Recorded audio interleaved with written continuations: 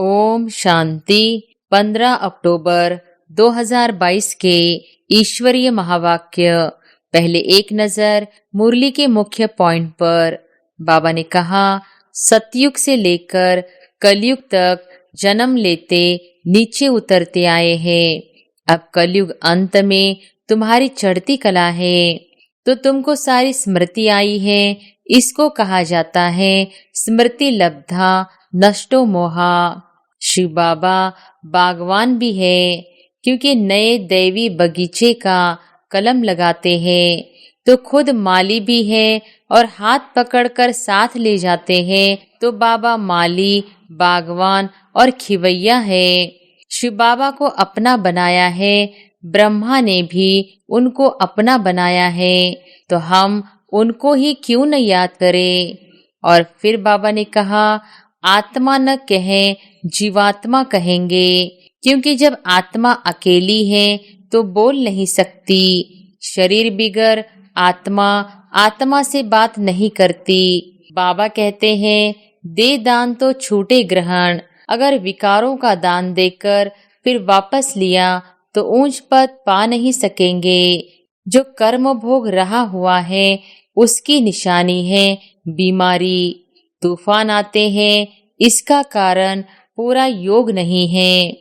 और फिर लास्ट में बाबा ने कहा, अगर कोई भूत रह गया तो त्रेता में चले जाएंगे। बच्चों में क्रोध नहीं होना चाहिए, बड़े प्रेम से चलना चाहिए। तुमको पति क्रोध करता है तो भी प्रेम से बात करनी है। यह नहीं उनमें भूत हैं तो मुझ में भी आ जाए। नहीं, मेरे में जो अवगुण है कैसे भी करके अवगुणों को निकालना है। बहुत बहुत मीठा बनना है। भोजन पर एक दो को इशारा देना है कि बाप को याद करो। एक एक गिट्टी पर याद दिलाओ। हमारा है ही सहज योग। और अब सुनते हैं महावाक्यों को विस्तार से। मुरली का सार। मीठे बच्चे, सवेरे सवेरे उठ याद में बैठने का अभ्यास डालो। भोजन पर भी एक दो को बाप की याद दिलाओ। याद करते करते तुम पास विद ऑनर हो जाएंगे। प्रश्न है, किस एक कमी के कारण बच्चों की रिपोर्ट बाप के पास आती है? उत्तर है, कई बच्चे अभी तक प्रेम स्वरूप नहीं बने हैं। मुख से दुख देने वाले बोल बोलते रहते हैं, इसलिए बाप के पास रिपोर्ट आती है। बच्चों को बहुत प्रेम से चलना है। अगर स्वयं में ही कोई गुण, कोई अवगुण रूपी भूत होगा तो दूसरों का कैसे निकलेगा। इसलिए देवताओं जैसा प्रेम स्वरूप बनना है, भूत निकाल देना है। गीत है, आखिर वह दिन आया आज। ओम शांति। बच्चे गरीब निवास बाप को जान चुके हैं और बाप की याद में बैठे रहते हैं। भले आंखों से किसको भी देखे, कर्मेंद्रियों से कर्म भी करे, परंतु गाया जाता है, हाथों से कर्म करते रहो, दिल माशूक तरफ लगाते रहो।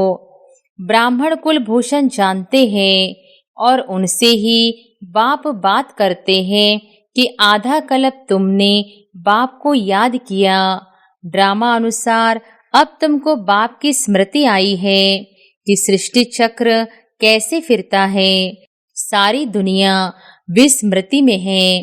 बाप की रचना को और बाप के पतित से पावन बनाने व सर्व की सद्गति करने के कर्तव्य को कोई भी नहीं जानते।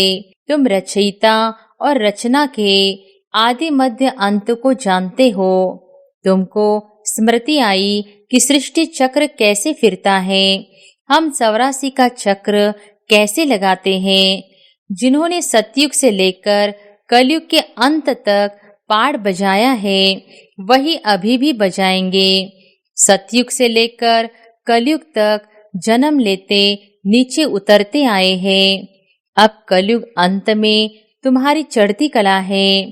कहते हैं, चढ़ती कला तेरे भाने सर्व का भला। तो तुमको सारी स्मृति आई है। इसको कहा जाता है स्मृति लब्धा नष्टो मोहा। किस द्वारा स्मृति आई है? बाप द्वारा। अपने आप स्मृति नहीं आई। तुम जानते हो हम आत्मा परमपिता परमात्मा की संतान हैं। यह शरीर तो लौकिक बाप ने दिया है। अब पारलौकिक बाप कहते हैं यह पुराने शरीर का भान छोड़ो। जैसे सरप पुरानी खाल छोड़ता है और नई लेता है, यह बात सतयुग से लगती है। तो तुम भी सतयुग से लेकर खाल छोड़ना शुरू करेंगे। अब तुम्हारा अंतिम जन्म है। बाप कहते हैं बाकी थोड़ा समय है, तुमको धीरज मिला है। तुम खुशी में हो कि हम फिर से बाप द्वारा सुख का वर्षा पा रहे हैं। सुख का वर्षा तो बाप द्वारा मिलेगा ना। यह बात कोई मनुष्यों की बुद्धि में नहीं आती। वह लक्ष्मी नारायण के मंदिर में जाएंगे तो उनकी बुद्धि में यह नहीं आएगा कि यह कौन है। यह तो भक्ति मार्ग में हाथ जोड़कर कहते रहते हैं तुम माता पिता। शिव बाबा तो सबसे बड़ा ठहरा। शिव बाबा बागवान भी है, क्योंकि नए दैवी बगीचे का कलम लगाते हैं। तो खुद माली भी है और हाथ पकड़कर साथ ले जाते हैं। तो बाबा माली, बागवान और खिवैया कैसे हैं, यह सब तुम बच्चे ही जानते हो। यह सब अनेक नाम हैं। उनको लिबरेटर भी कहते हैं। याद भी उनको करना है। बाबा कहते हैं यहाँ आते हो तो शिव बाबा को याद करके आओ। हमने तो शिव बाबा को अपना बनाया है। ब्रह्मा ने भी उनको अपना बनाया है, तो हम उनको ही क्यों न याद करें। चित्र में भी दिखाया है, सभी शिव को मानते हैं। बाबा आत्माओं से बात करते हैं। आत्मा न कहे जीवात्मा कहेंगे, क्योंकि जब आत्मा अकेली है तो बोल नहीं सकती। शरीर बिगर आत्मा आत्मा से बात नहीं करती। परम धाम में क्या परमात्मा आत्मा से बात करेंगे?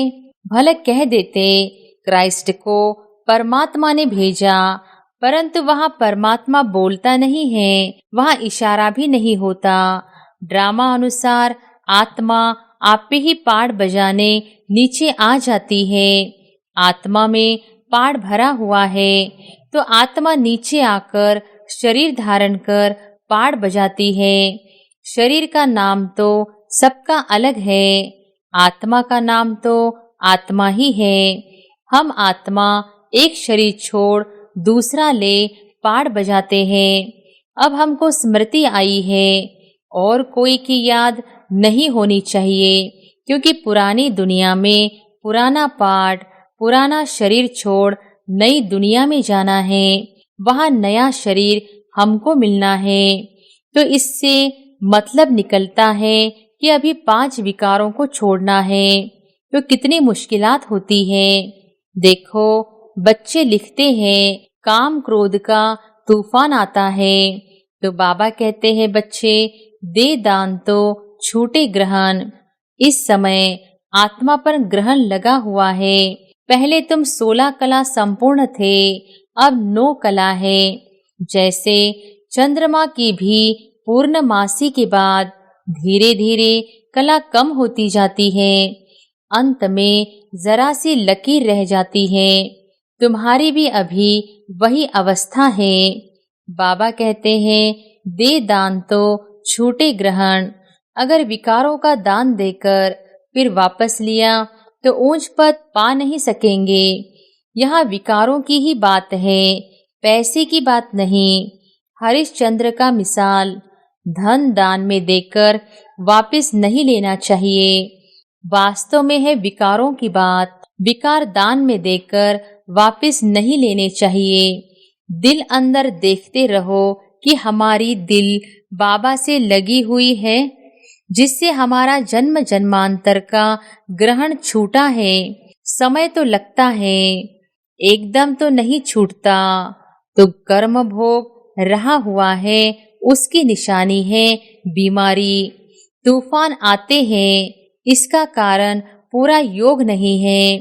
बाप कहते हैं और संग तोड़ मुझ एक संग जोड़ो, और सत्संगों में माशूक को जानते नहीं। यह भी नहीं जानते कि आत्मा में 84 जन्मों का अविनाशी पाठ नूंदा हुआ है। पहले हमारी बुद्धि में भी नहीं था तो औरों की बुद्धि में कैसे होगा। जो हम देवता घराने के थे वह भी नहीं जानते थे। अब तुमको स्मृति आई है कि हम ब्राह्मण हैं। फिर सतयुग में प्रारब्ध शुरू हो जाएगी। फिर जो कर्म हर एक ने सतयुग में किए थे वही रिपीट करेंगे। संस्कार इमर्ज होते जाएंगे। यह जब बाबा की महिमा करते हैं, ज्ञान का सागर, प्रेम का सागर, तो हम भी प्रेम सीख रहे हैं। हमारे मुख से ऐसे शब्द नहीं निकलने चाहिए जो किसको दुख मिले। अगर किसी को दुख दिया तो समझना चाहिए हमारे अंदर भूत है। फिर लक्ष्मी को वर नहीं सकेंगे। बाप के बने हैं तो लक्ष्मी को वरने लायक बनना चाहिए। अगर कोई भूत रह गया तो त्रेता में चले जाएंगे। बच्चों में क्रोध नहीं होना चाहिए, बड़े प्रेम से चलना चाहिए। देखो बाबा के कितने बच्चे हैं, तो भी बाबा क्रोध थोड़ी ही करते हैं। तो तुमको भी बड़ा प्रेम स्वरूप बनना है।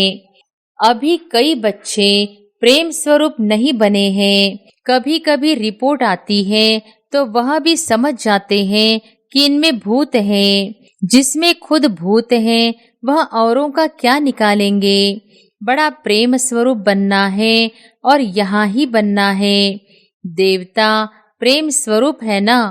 देखो लक्ष्मी नारायण का चित्र कितना खींचता है, तो हमको भी ऐसा बनना है।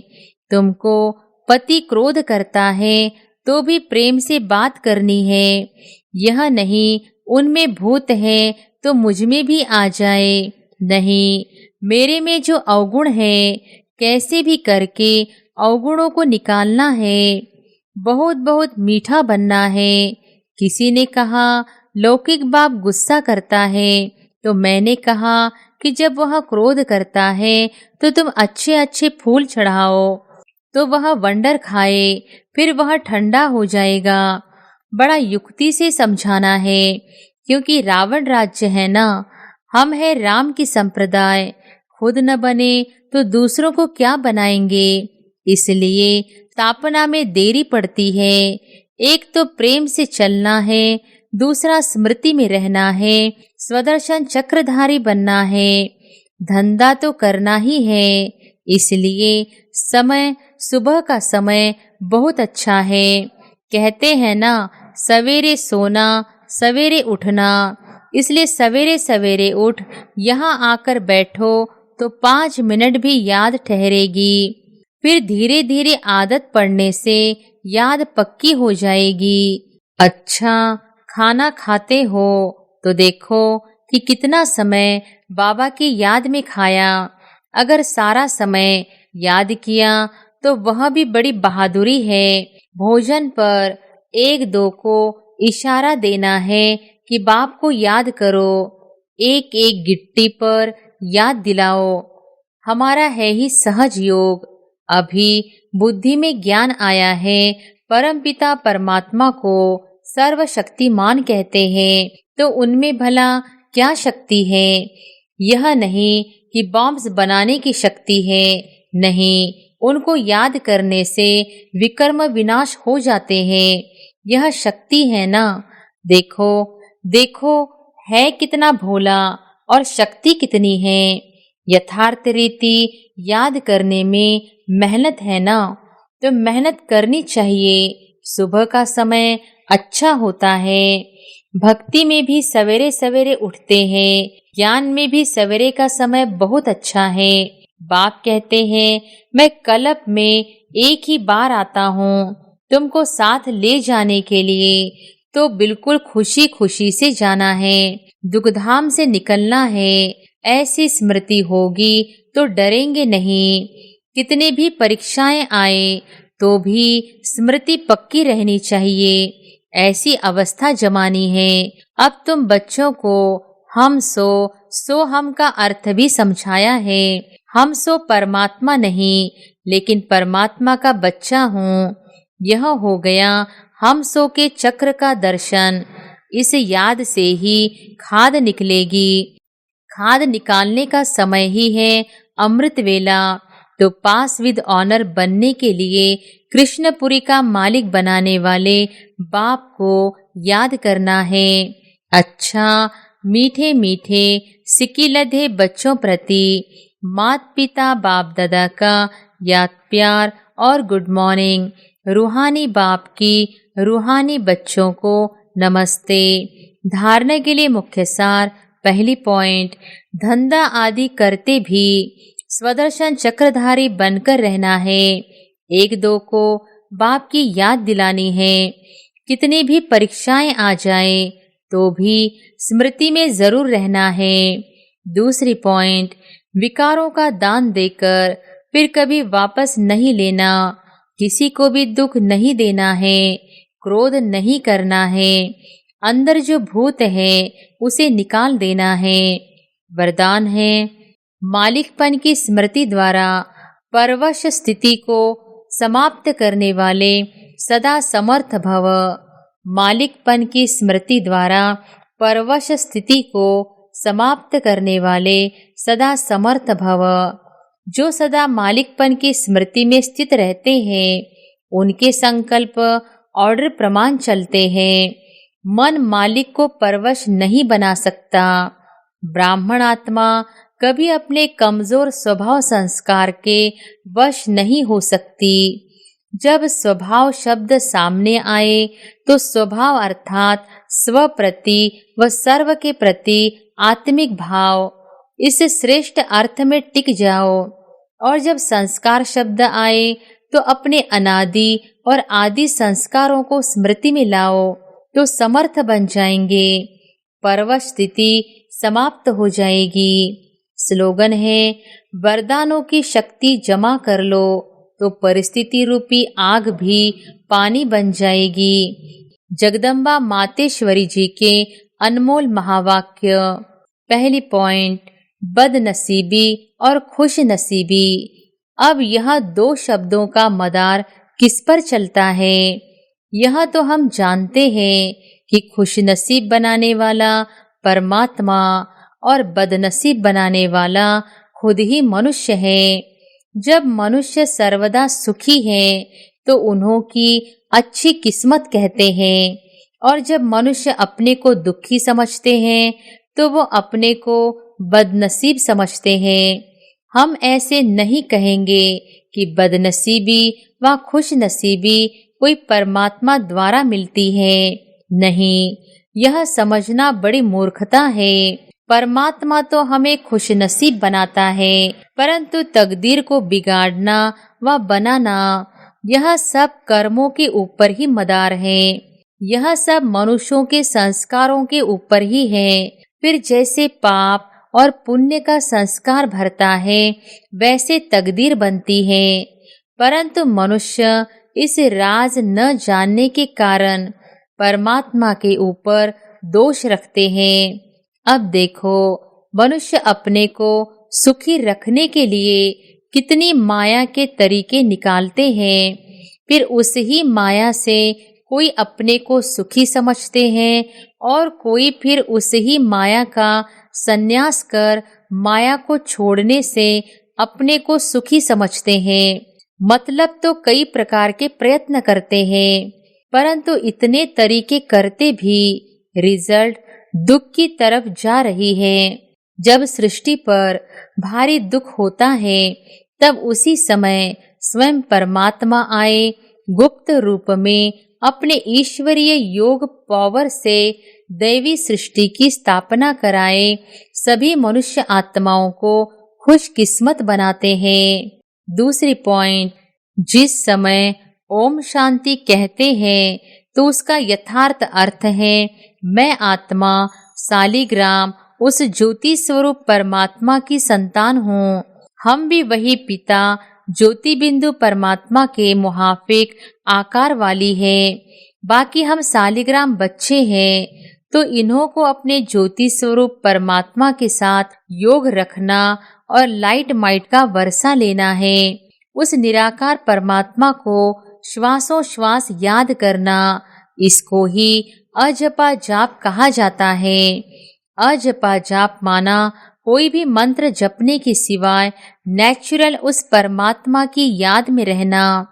इसको ही पूर्ण योग कहते हैं। योग का मतलब है एक ही योगेश्वर परमात्मा की याद में रहना। तो जो आत्माएं उस परमात्मा की याद में रहती हैं, उन्हों को योगी अथवा योगिनिया कहा जाता है। जब उस योग अर्थात याद में निरंतर रहे, तभी विकर्मों और पापों का बोझ नष्ट होता है और आत्माएं पवित्र बन भविष्य जन्म में देवताई प्रालब्ध पाती है। अब यह चाहिए नॉलेज, तभी योग पूरा लग सकता है। तो अपने को आत्मा समझ परमात्मा की याद में रहना, यह है सच्चा ज्ञान। अच्छा, ओम शांति।